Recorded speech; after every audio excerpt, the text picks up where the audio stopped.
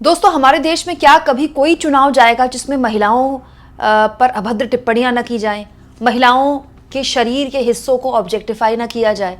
स्वरा भास्कर, दोस्तों अंधभक्तों की आंखों का बहुत बड़ा कांटा है ये लड़की स्वरा भास्कर। इनकी गलती यह है कि इन्होंने मोदी सरकार की भरसक आलोचना की, और आज से नहीं की, हमेशा से ही मोदी सरकार की ये आलोचक रही हैं। CAA से लेकर पत्रकारिता पर हमले से लेकर देश के तमाम ज्वलंत मुद्दों पर स्वरा भास्कर खुलकर बोलती रही हैं।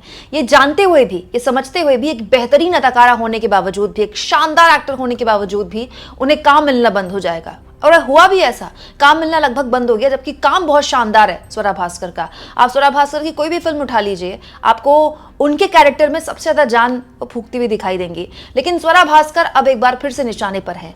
वजह ये फोटो है। आखिर इस फोटो की वजह से क्यों स्वरा भास्कर को ट्रोल किया जा रहा है, क्यों उनके शरीर के हिस्सों पर और उनके सर पर नकाब को लेकर लोग उन पर सवाल खड़े कर रहे हैं। दोस्तों, ये तो आप जानते ही हैं कि स्वरा भास्कर के पति फहद अहमद इस वक्त शरद पवार की पार्टी के उम्मीदवार हैं। वो नवाब मलिक की बेटी के खिलाफ चुनाव लड़ रहे हैं। फहद अहमद ने ठीक चुनाव से पहले ही, मतलब चुनाव के दौरान ही, शरद पवार की पार्टी ज्वाइन की और बहुत मुश्किल सीट से वो चुनाव लड़ रहे हैं। उनकी पत्नी स्वरा भास्कर भी अपने पति के लिए प्रचार कर रही हैं।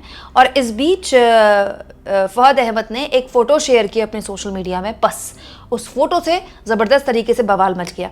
दोस्तों, फहद अहमद ने फोटो शेयर करते हुए कहा, जनाब हजरत मौलाना सज्जाद नौमानी साहब की खिदमत में हाजिर हुए और उन्होंने हमें खूब दुआओं से नवाजा।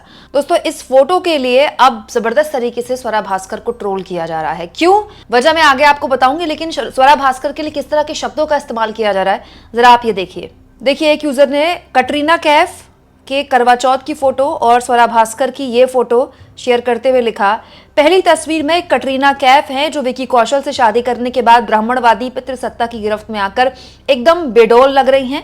वहीं स्वरा भास्कर फहद अहमद से विवाह करके दमक रही हैं। उनके चेहरे से किसी मुगलई खानदान के रुतबे झलक रहा है। अगर रजिया सुल्तान की फोटो होती तो ऐसे ही दिख। वहीं एक यूजर ने लिखा, बुजुर्ग सही कहते हैं, संगत और संस्कार का गहरा असर पड़ता है। स्वरा भास्कर इसकी जीती जागती मिसाल है जो आज अपनी संगत की वजह से चर्चा में है। वही संगत व्यक्तित्व को निखारती है, जबकि गलत संगत छवि को धूमिल कर देती है।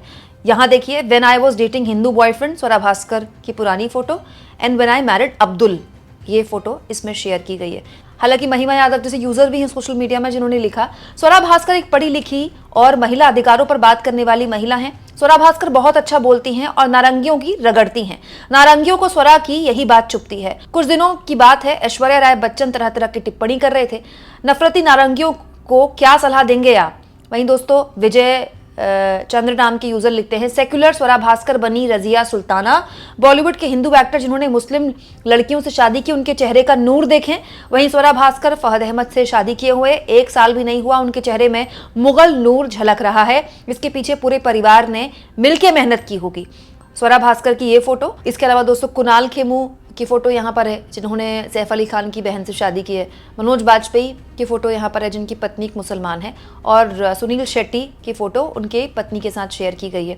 वहीं सुधीर कुमार नाम के यूजर लिखते हैं, सब कुछ पढ़कर ही नहीं, कुछ देखकर भी समझिए स्वरा भास्कर। 2 करोड़ का भैंसा सोनपुर मेले में 2 कौड़ी की भैंसा कर फहद अहमद के थैले में। वहीं ऋषि राज शंकर लिखते हैं, कटरीना की फोटो शेयर करके और स्वरा की फोटो शेयर करके, पहली तस्वीर कटरीना कैफ की है जो इस्लाम से सनातनी धर्म में आई।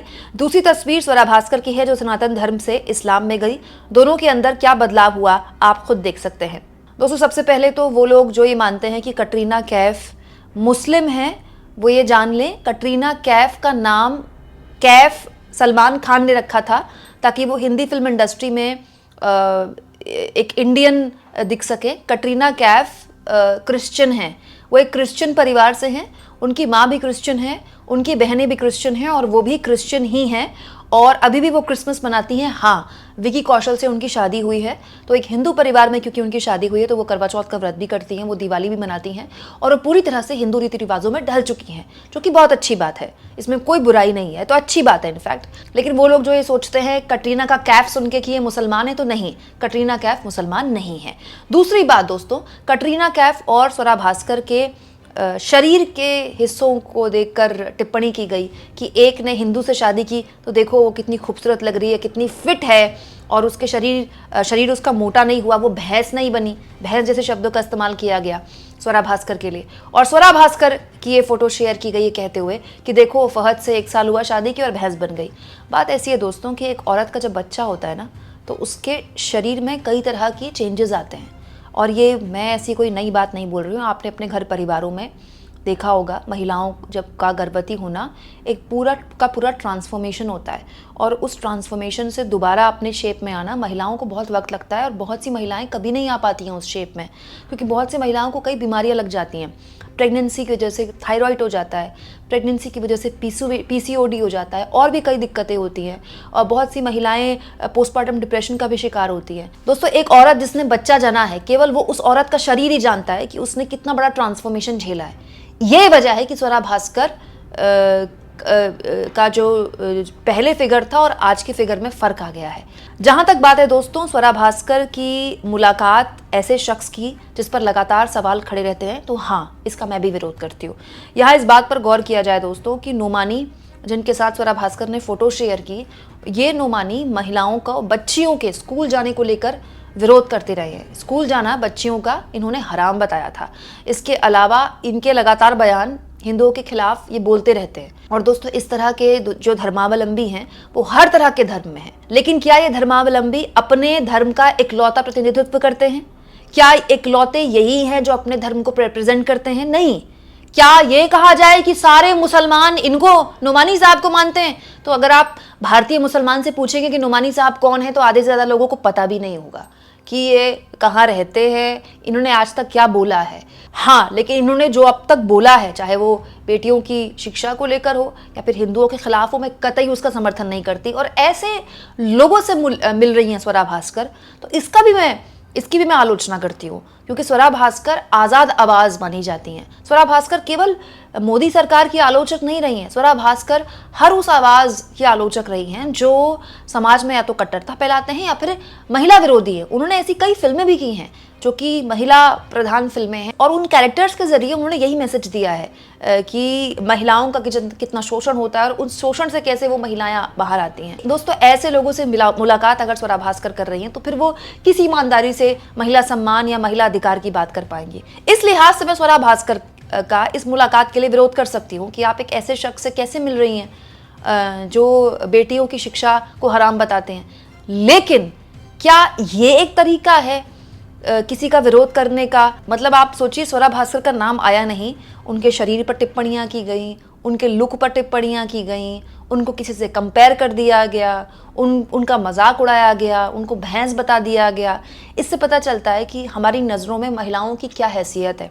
ज़रा सा मौका मिला नहीं, औरतों के शरीर पर टिप्पणियां 2 मिनट में हो जाती हैं दोस्तों। अरे, आपको किसी का विरोध करना है, आप शब्दों से विरोध कीजिए ना, आप तर्कों से विरोध कीजिए ना। क्या मैंने स्वरा भास्कर की आलोचना नहीं की, लेकिन क्या मैं स्वरा भास्कर के शरीर पर टिप्पणी करूंगी? ऐसा करके ये जितने भी लोग हैं ना, ये दिखा देते हैं कि औरत केवल एक देह के अलावा कुछ नहीं है इन लोगों के लिए।